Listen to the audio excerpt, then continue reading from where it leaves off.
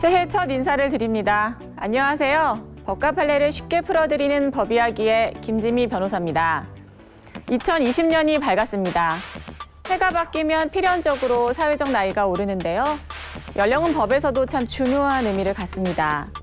나이에 따른 보호나 처벌이 어떻게 다른지 법이야기에서 정리해봤습니다. 법이 특별하게 보호하는 아동, 청소년, 고령자 등의 개념뿐 아니라 남성의 병역 편입, 국적 선택, 혼인이나 선거 가능 여부 등을 판단할 때도 법률상 나이가 기준이 됩니다. 또 나이가 형사처벌의 조건이 되기도 하는데요. 하나씩 살펴보겠습니다. 아동 청소년의 성보호에 관한 법률, 줄여서 청소년 성보호법이라고 하는 이 법은 미성년자나 장애우 대상 성범죄를 일반 성범죄에 비해 엄중히 처벌하는 것을 골자로 합니다. 피해자가 만 19세 미만의 아동이나 청소년이면 이 법이 적용됩니다. 연령을 구간별로 나눠서 13세 미만, 13세 이상에서 16세 미만, 그리고 16세 이상에서 19세 미만으로 구분하여 처벌 정도의 차이를 뒀습니다. 피해자가 만 13세 미만이라면 공소시효가 아예 적용되지 않고요. 13세 이상이라면 해당 아동이나 청소년이 19세에 달한 날부터 공소시효가 진행됩니다. 청소년 보호를 목적으로 하는 법을 더 살펴보겠습니다. 청소년의 술집 이용이나 근무, 담배 소비 등 유해업소나 서비스 이용은 모두 금지 대상이고 위반한 사업주에 대해선 영업장 폐쇄 처분도 가능합니다. 이런 규제를 다루는 청소년보호법, 식품위생법, 공중위생관리법, 그리고 국민건강증진법에서 말하는 청소년은 대부분 아시는 것처럼 만 19세 미만의 사람입니다. 청소년 해당 여부는 반드시 실무신분증인 주민등록증이나 학생증으로 확인하셔야 합니다. 최근엔 아예 신분증 등록 어플리케이션도 나왔다고 하는데 스마트폰에 저장된 신분증만 확인하면 사업자가 처벌을 피할 수 없으니 이런 경우엔 판매를 거절하시는 것이 안전합니다. 문화 3법이라고 하죠. 게임, 영화, 음악의 각 산업 진흥에 관한 법률에선 콘텐츠의 내용에 따라 등급제를 실시하는데 청소년 관람 불가 등의 판정 시 기준이 되는 나이는 만 18세입니다.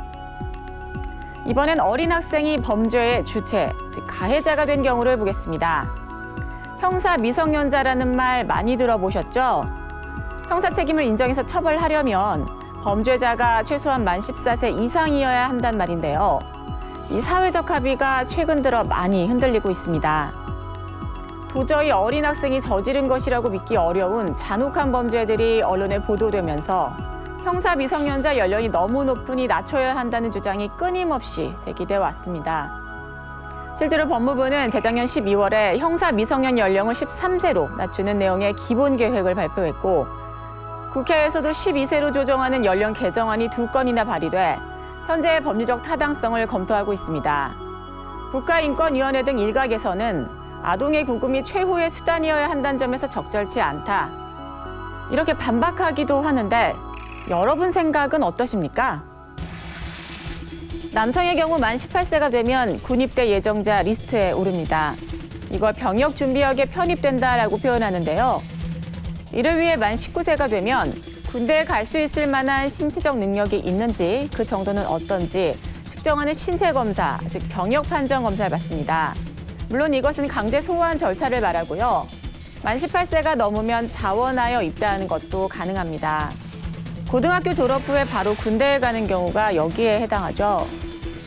어떤 이유로 대한민국 국적의 남성이 만 36세까지 신체 검사를 받지 않거나 병역 편입에서 제외됐다면 영구적으로 신체 검사나 입대가 면제되는데 만일 악의적 기피였다면 38세로 면제 연령이 상향됩니다. 혹시 이중국적자이신가요? 영구적인 이중국적은 불가능하다는 것 다들 알고 계시죠? 선택은 가능하지만 미룰 수 있는 기간은 최대 2년입니다. 만 20세가 되기 전에 이중국적자 신분이 됐다면 만 22세가 되기 전까지, 만 20세가 된 후였다면 이중국적 신분 취득일로부터 2년 내에 하나의 국적을 선택해야 합니다. 다만 병역준비역에 편입된 남성이라면 3개월 내에 하나의 국적을 선택하거나 군복무를 마칠 시점부터 2년 내에 국적 선택을 마쳐야 합니다. 나이 제한에 걸리는 대표적인 사회활동으로는 운전, 선거, 공직임용과 결혼 등이 있습니다.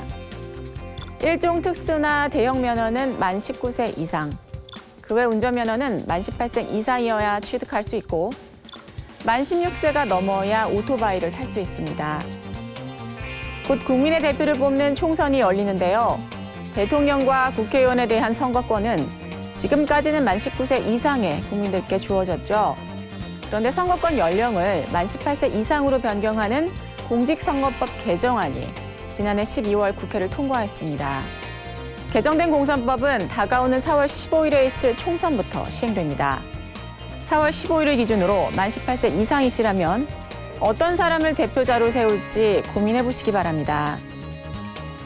요즘은 청년들을 위한 취업, 창업, 구직, 나아가 생활 지원까지 다양한 지원 제도가 운영되고 있죠.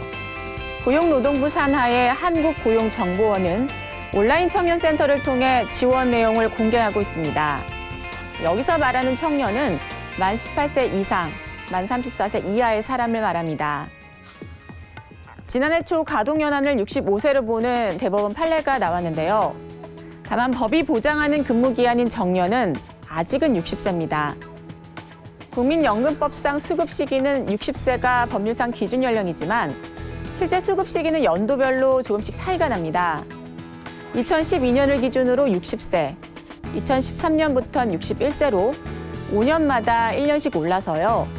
올해까지 만 62세가 개시 연령이 되고 내년부터 4년간은 수급 개시 연령이 만 63세로 조정됩니다. 한편 기초연금법에 따른 노령연금은 만 65세가 되면 부부의 합산소득에 따라 받으실 수 있습니다. 나이는 숫자에 불과하다는 말이 있습니다. 생물학적 시간보다는 체력과 꿈의 나이, 그리고 삶을 대하는 태도가 결국 노소를 결정하는 게 아닐까 싶습니다. 연령에 따른 법률상 권리와 의무는 기억하시되 숫자에 얽매이진 않으시길 바랍니다. 민주주의의 꽃이라고 하는 총선이 다가오고 있습니다. 법이야기 다음 시간에는 선거법 개정안의 골자와 향후 변화 방향에 대한 이야기를 준비하겠습니다. 김지미 변호사였습니다.